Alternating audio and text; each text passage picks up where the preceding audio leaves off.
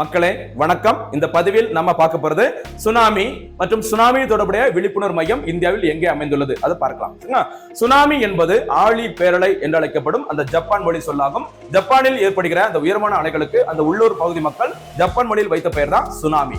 இந்த சுனாமியானது ஏற்பட்ட நாள் டிசம்பர் 26, 2004. இந்த சுனாமி உருவானது எங்க அப்படின்னு பார்த்தீங்கன்னா இந்தோனேஷியா நாட்டின் சுமத்ரா தீவின் கடலுக்கு அடியில் ஏற்பட்ட பூகம்பத்தின் காரணமாக அந்த ஆழி பேரலை சுனாமி பேரலை ஏற்பட்டது.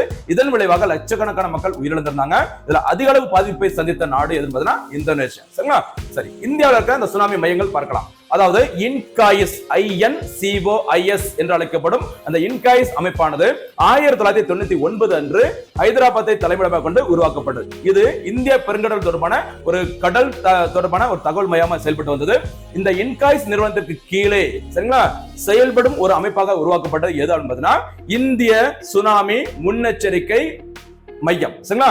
இந்த மையமானது அக்டோபர் 15, 2007 அன்று ஹைதராபாத்தில் தலைமையிடமாக கொண்டு உருவாக்கப்பட்டது. சரிங்களா? அப்ப சுனாமி தொடர்பான இந்த கடல் தொடர்பான தகவல் தொடர்பான இரண்டு அமைப்புகள், ஒன்னு இன்காயிஸ், இன்னொன்னு பார்த்தீங்கன்னா ஹைதராபாத்தில் அமைந்துள்ள இந்திய சுனாமி முன்னெச்சரிக்கை மையம். ரெண்டுமே மறக்கக்கூடாது.